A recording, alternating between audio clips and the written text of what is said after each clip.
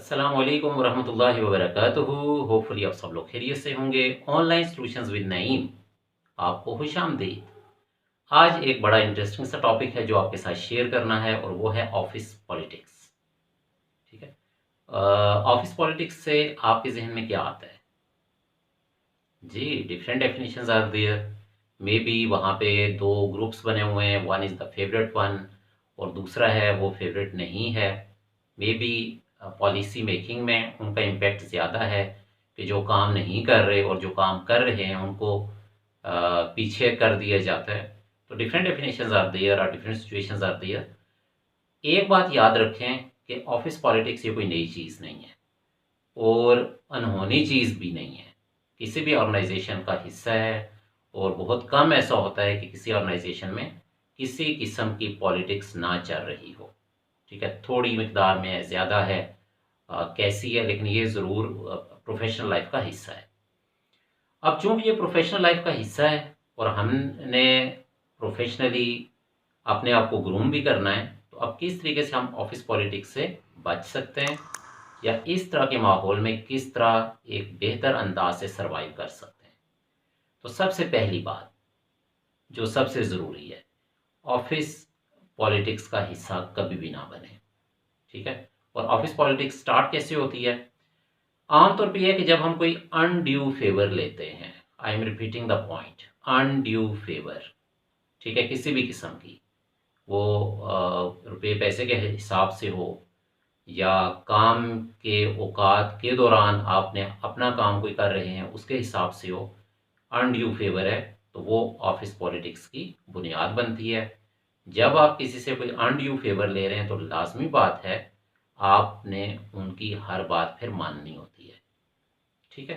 तो सबसे पहले क्या जो पहला मैसेज है वो ये है कि आपने अनड्यू फेवर नहीं लेनी, और ना ही ऑफिस पॉलिटिक्स का हिस्सा बनना है। अपने राइट्स पहचाने।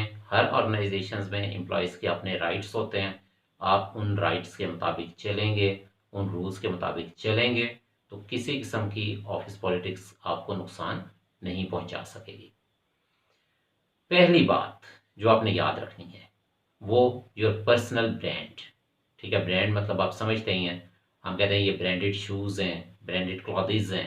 ठीक है, तो आपकी एक अपनी ब्रांड होनी चाहिए, आपके अपने उसूल होने चाहिए कि सबको पता हो कि आप किस किस्म की शख्सियत के मालिक हैं। ठीक है, आप दूसरों के मामलात में दखल ना दें।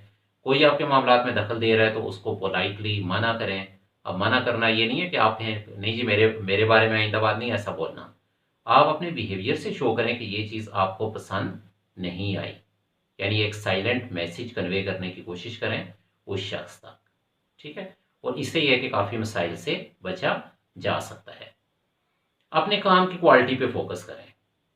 ठीक है, जब आपका काम बेहतर होगा, आपको किसी किस्म की ऑफिस पॉलिटिक्स की ज़रूरत नहीं है, बल्कि ऑफिस वाले वो क्या करेंगे कि उनके लिए ये चीज़ ज़रूरी होगी, या वो इस बात को ज़रूरी समझेंगे कि आपका काम चूँकि उनके फ़ायदे के लिए है, आप अपने आप को उनके लिए एक फ़ायदेमंद फ़र्द साबित करें।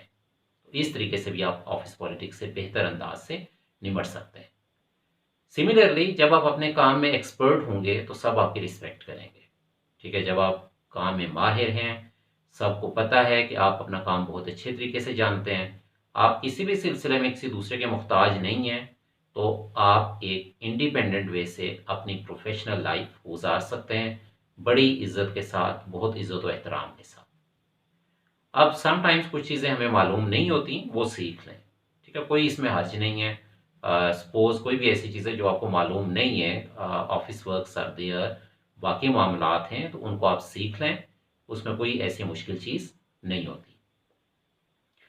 नाउ नेक्स्ट जो आता है ये होता है, हाँ, ऑफिस पॉलिटिक्स के बारे में एक और गलतफहमी यही है जी कि हमें हर किस्म की ऑफिस पॉलिटिक्स से बचना चाहिए, किसी भी किस्म की ऑफिस पॉलिटिक्स में हिस्सा नहीं लेना चाहिए। हिस्सा नहीं लेना चाहिए, ये चीज़ गलत है। ठीक है, अब दो किस्म की ऑफिस पॉलिटिक्स होती हैं, एक होती है आपकी प्रोफेशनल और एक होती है पर्सनल। पर्सनल को इग्नोर करें, यानी कोई बंदा आपको पसंद नहीं करता, इट्स ओके। लेकिन प्रोफेशनल कॉन्फ्लिक्ट्स जहाँ पे आ जाएं, जहाँ पे आप समझते हैं कि आपके राइट्स पे डाका डाला जा रहा है, कुछ ऐसी पॉलिसीज़ बन रही हैं कि आप की तरक्की की राह में वो हाइल हैं, उस वक़्त आपने एक प्रॉपर प्रूफ के साथ, एक होमवर्क के साथ उसके खिलाफ आवाज़ उठानी है। और आवाज़ उठानी ये नहीं होती कि बस सिर्फ उसको आप कर रहे हैं कि जी शोर डाल रहे हैं कि ये खिलाफ हो गया है, ये हो गया, वो हो गया। उसका एक प्रॉपर बैकग्राउंड आपका होना चाहिए और उसका सॉल्यूशन भी होना चाहिए।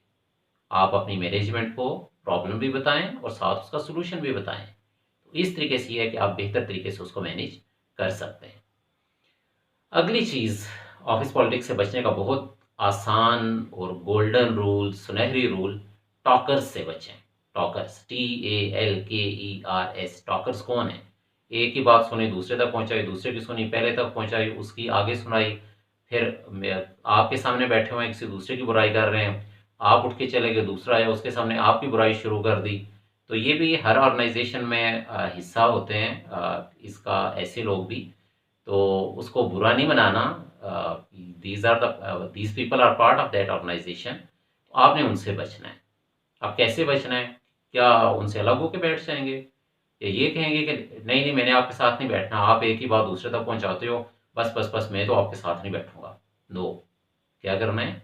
पोलाइट वे से, प्रोफेशनल वे से उनके साथ रहें, वो सलाम दुआ रखें। लेकिन जब आप समझते हैं कि वो किसी ऐसी एक्टिविटी में शामिल हो रहे हैं या कोई ऐसी एक्टिविटी स्टार्ट करने वाले हैं, तो आप आराम से साइड पर हो जाएं या उनसे जो मेल जो है वो थोड़ा कम कर दें। तो ये चीज़ें सीखने वाली हैं। आमतौर पे जो स्टूडेंट्स यूनिवर्सिटीज़ के, कॉलेजेस के प्रोफेशनल लाइफ में जाते हैं, समटाइम्स वो हालात की वजह से इतने ज़्यादा परेशान होते हैं कि वो जॉब्स छोड़ने पे आए होते हैं।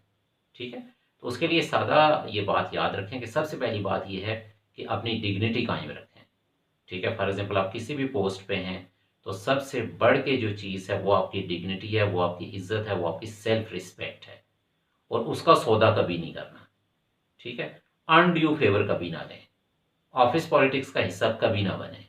ठीक है, समटाइम्स आपको लगता है कि मैं इस ग्रुप के साथ शामिल हो जाऊंगा, मुझे ये बेनिफिट मिलेगा, तो ये बेनिफिट नहीं होता। ये एक्चुअली आप अपनी प्रोफेशनल लाइफ के लिए एक गड़ा खोद रहे होते हैं। ठीक है, तो इसलिए इंडिपेंडेंट होकर काम करें, खुद एतमादी पैदा करें, अपने काम में माहिर बने। अल्लाह ताला ने आपको बहुत सी सलाहियतों से नवाजा है, और अपने हकूक़ पहचानें। सबसे बड़ी बात यह है कि हमें समटाइम्स अपने हकूक़ ही नहीं पता होते। ठीक है, सीनियर्स आर सीनियर्स, उनका एहतराम ज़रूरी है। जूनियर्स आर जूनियर्स, उनका एहतराम भी ज़रूरी है। लेकिन जो काम सीनियर कर सकता है वो आप उसकी रिक्वेस्ट अगर जूनियर से करेंगे, या समटाइम्स एक और गलती वो ये की जाती है कि आप ये समझते हैं कि जूनियर में से फलां शख्स वो सीनियर के करीब है। अब बजाय इसके कि डायरेक्ट सीनियर से बात करने के, आप क्या कहते हैं, आप उस शख्स के पास कहते हैं जी अच्छा अच्छा मेरी सिफारिश करो, और ताकि मेरा ये काम साहब या मेरे जो बॉस हैं वो मेरा ये काम कर दें। तो ये समझ लें आपने अपना एक वीक पॉइंट अपने जूनियर को दे दिया है। ठीक है, फेवर कभी भी किसी से भी ना लें, स्पेशली जो अपने जूनियर्स हैं उनसे कभी भी किसी भी किस्म की फेवर ना लें। इंशाअल्लाह आपकी बेहतरीन प्रोफेशनल लाइफ गुजरेगी। हमारी दुआएं भी आपके साथ हैं, और इन टिप्स पे भी अमल करें। Thank you very much and अस्सलाम वालेकुम व रहमतुल्लाहि व बरकातहू।